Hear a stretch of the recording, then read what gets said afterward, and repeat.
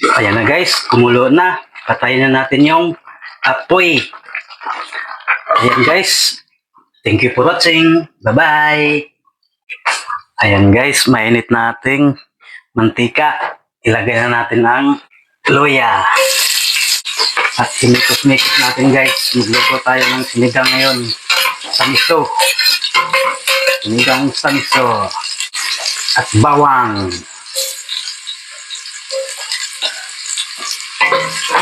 Sinikos-mikos. Ang ating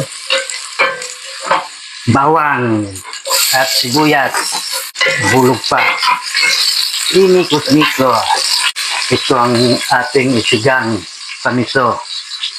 Yan guys. Tawag nitong isda na to ay lapo. Lapo-lapo. Kaaway ni Mazilan. Guys, mikos-mikos lang natin. Mag golden brown na, ilagay natin ang kamate. At sinikos-mikos. Naglagay tayo ng paminta. Pamintang durog. Mikos-mikos. Hintayin na natin lumambot ang kamatis. Para swabe ang ating niluluto guys. Hintayin lang natin lumambot guys ang ating kamatis. Malapit na lumambot guys. Para may lagay na natin yung isda. Igisa natin yung itira nating laman baka madurog. Ulo lang. Sama na lang yun. Para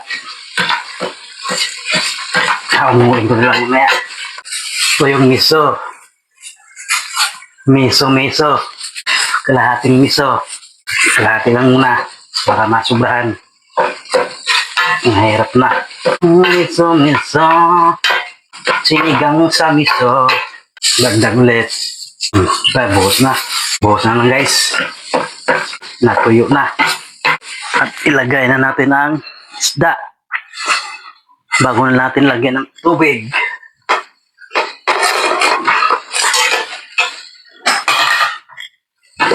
Mikos-mikos. Para swabe. Hanguin natin ulit.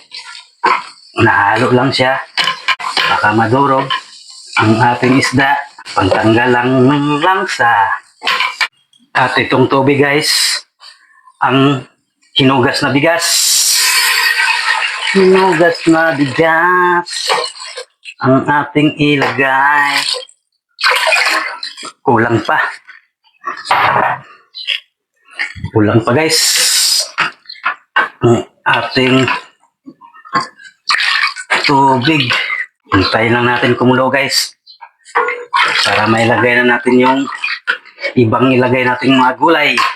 Ayan guys, ilagay na natin yung talong gulay. At isunod natin yung okra. Ayan guys, lutuin lang natin, pakuluin na natin isang beses guys. Ayan na guys, kumulo na. Timplahan na natin. Bitchin, peng, asin. At ilagay na natin yung okra. Mikos-mikos saglit guys. Pakuluin. At ilagay na natin ang miso na sinigang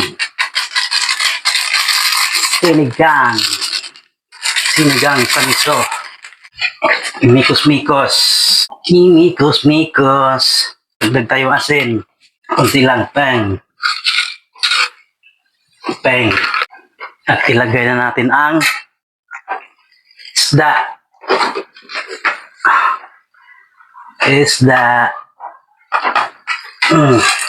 Yan guys, nalagay ko na yung isda. Isunod na natin yung gulay na kangkong. Ayan guys, ilagay na natin ang kangkong. Para makapagluto na tayong tuluyan sa ating sinigang na miso. Ayan guys, punong-puno ang kaldero guys. Hanggang isang linggo na tong ulam.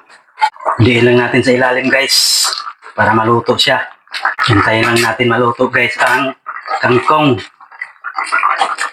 Bago natin patayin yung apoy.